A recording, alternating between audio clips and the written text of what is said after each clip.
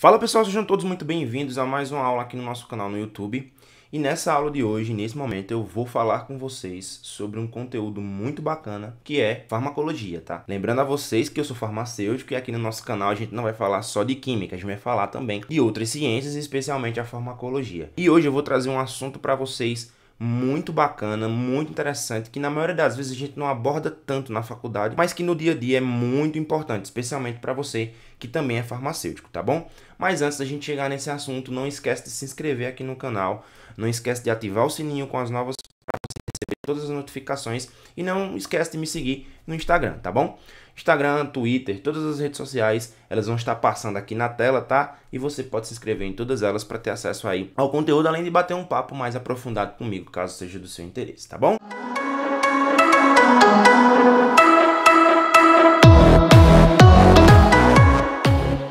Então, na aula de hoje, nós vamos falar um pouquinho, pessoal, sobre os fármacos andrógenos. Isso mesmo, os fármacos andrógenos, aqueles fármacos que são utilizados, na maioria das vezes, né, de maneira incorreta e muitas vezes são utilizados em protocolos que não são evidenciados cientificamente. Então, antes de mais nada, o que é que são fármacos andrógenos? Fármacos andrógenos, eles são fármacos que, no seu mecanismo de ação, ou seja, na maneira como ele funciona, eles são semelhantes aos estrógenos.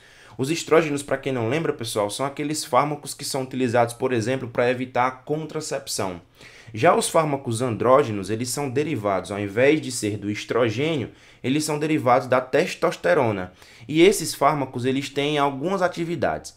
A principal atividade deles é fazer com que o seu organismo, né, a partir de uma ativação nuclear, ou seja, dentro do núcleo da célula, esses hormônios, ou esse hormônio ou seu derivado, né, que é um fármaco andrógeno, ele vai ativar uma série de cascatas, uma série de reações que vão aumentar a síntese de proteínas. Aumentando essa síntese de proteínas, você vai ter aí uma longa cascata de aumento de massa muscular, de resistência muscular, de força muscular. Porém, os efeitos adversos que esses medicamentos podem causar, eles são muito interessantes e muitas vezes muito perigosos, tá? Podendo causar até a morte do indivíduo, dependendo da necessidade. O objetivo dessa aula não é fazer você achar que esses medicamentos, eles são medicamentos ruins. Na verdade, eles têm um propósito, eles têm uma função em específico. Essa aula ela vem para te mostrar como esses medicamentos podem atuar, quais os mecanismos de ação de cada um deles e por que esses medicamentos podem causar mal quando utilizados de maneira incorreta. É sempre válido lembrar. Todo medicamento tem um propósito farmacêutico, tem um propósito de ação. Se você utiliza esse medicamento em outro propósito, sem uma evidência científica real de que funciona e principalmente de que é seguro, você acaba tendo problemas na utilização desse medicamento. Então, para deixar tudo isso mais claro, se liga na aulinha que eu preparei para vocês. Então, olha só. Qual é o mecanismo de ação desses fármacos andrógenos? O mecanismo de ação desses fármacos é se ligar a receptores nucleares. Isso já evidencia para a gente que esses fármacos atuam dentro da célula, tá? Então, pelo fato de atuarem dentro da célula, a gente vem naquela definição de hormônio, né, que são mensageiros químicos. Aqui nessa figurinha, eu exemplifiquei isso realmente para vocês de maneira bem simples. Então, olha só, ao invés de a gente utilizar hormônio esteroide, vamos utilizar aqui um hormônio andrógeno, tá? Andrógeno. Então, o que é que vai acontecer com ele? Vai acontecer o seguinte, ó. Esse hormônio vai entrar dentro da célula, tá? Essa ligação do hormônio ao receptor causa uma mudança conformacional. Essa mudança conformacional vai fazer com que esse complexo agora, que vai interagir com o DNA, ele possa passar por uma série de cascatas que vão fazer com que você tenha uma transcrição agora regulada por um gene. Tio Rafas, e essa transcrição regulada por um gene, objetivo o quê? Objetiva um aumento da produção de proteínas. E aí vamos lembrar daquele princípio básico da biologia, tá? DNA, RNA, formação de quê? De proteínas, ok? De proteínas. Então, esses receptores nucleares que têm uma afinidade por esses hormônios andrógenos, eles vão automaticamente regular nada mais nada menos que uma transcrição gênica. Essa transcrição gênica, por sua vez, vai fazer com que tenha assim, um aumento da síntese de proteínas. Síntese de proteínas, por sua vez, aumentada, você tem aí uma série de cascatas fisiológicas acontecendo. Então a testosterona ela é o ligante ativo no músculo e no fígado. Porém, na maioria das vezes, ela pode ser metabolizada em três metabólitos, o DHT, o DHEA e a androstenediona. Meu Deus, é cada nome. Os nomes do DHT e do DHEA eu vou colocar aqui na legenda, tá? São imensos, então não vou aqui falar o nome deles porque até isso não interessa. A gente fala DHT e DHEA, beleza? Então quais são as funções desses hormônios? As funções é a maturação normal do homem, produção de sêmen, aumento de síntese proteica e diminuição da reabsorção óssea. Então veja que existem funções que esses hormônios eles são necessários.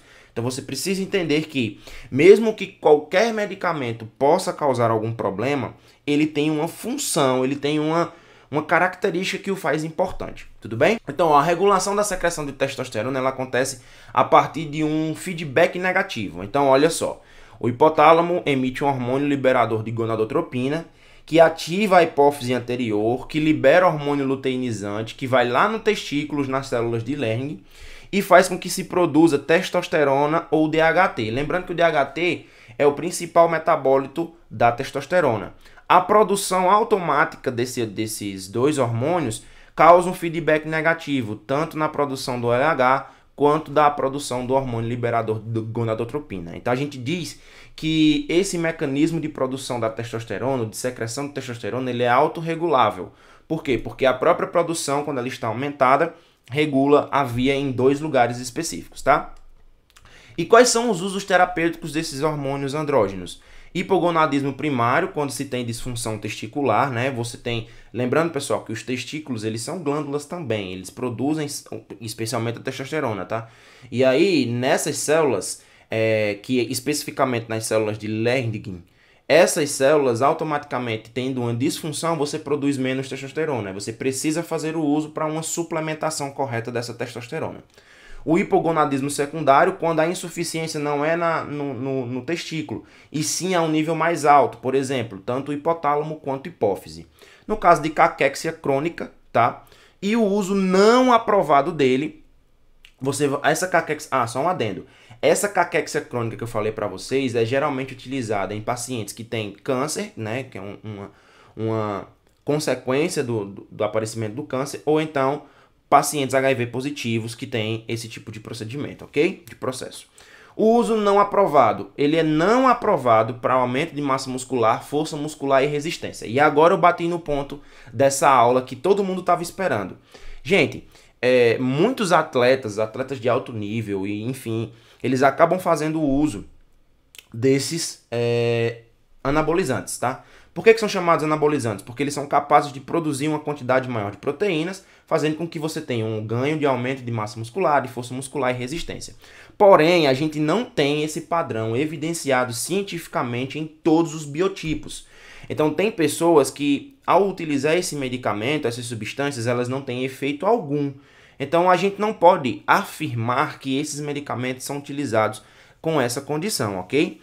O danazol, que também é um metabólito da testosterona, ele é utilizado no tratamento de endometriose e também é utilizado no tratamento de doença fibrocística mamária, ok? Quais são os principais efeitos adversos desses medicamentos? Em mulheres, masculinização, afinal de contas é um hormônio masculino, tá? Embora a mulher produza, mas ela produz numa quantidade muito baixa. Pode causar acne, além de irregularidades menstruais, como também pode causar doenças hepáticas e por aí vai. Em homens, pode causar o priapismo, impotência, ginecomastia, crescimento da próstata, fechamento de epífises ósseas, anormalidades hepáticas, anormalidade de humor. O homem pode ficar bem mais agressivo e isso tudo pode ser consequência do uso exacerbado desses esteroides, ok? A farmacocinética desses medicamentos, eles não são muito bem aceitos por via oral. Então a maioria deles são, exemplo, a testosterona, ela é administrada por via intramuscular por conta de sua alta lipossolubilidade, isso facilita a administração intramuscular, e também porque a testosterona sofre um metabolismo de primeira passagem e uma inativação muito grande. Então ela é inativada e automaticamente acaba sendo secretada, tá?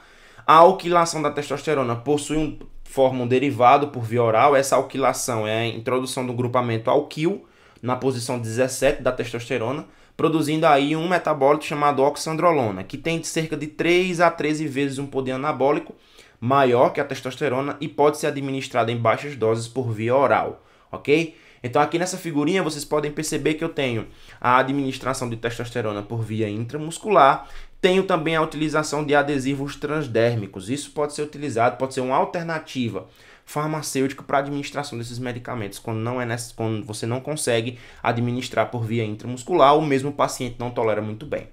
E aí, eu não posso deixar de salientar os cuidados, né, com a saúde em relação ao uso desses medicamentos. Gente, esses medicamentos, como eu já mencionei durante a aula, eles não são aprovados para esse tipo de uso. Você só pode utilizar esses medicamentos em uma disfunção bem descrita por um clínico, tá? Então, o clínico precisa observar o paciente e saber se realmente há a necessidade da utilização desses medicamentos, tá bom? Por quê? Porque as doses, a utilização, a frequência de uso, o período de utilização, eles são extremamente unitários. Então, cada pessoa vai responder de maneira específica ao uso desses medicamentos. Não adianta você querer ter um resultado de ganho de massa, de ganho de força, de ganho de resistência muscular, sem que você associe uma boa alimentação, uma boa dieta, associada a um exercício físico que você tenha regularidade, intensidade e foco. Esses acontecimentos milagrosos que a gente vê muitos profissionais colocando para vocês, são acontecimentos que são loucuras da cabeça dessas pessoas. Pessoas morrem pelo uso exacerbado desses medicamentos.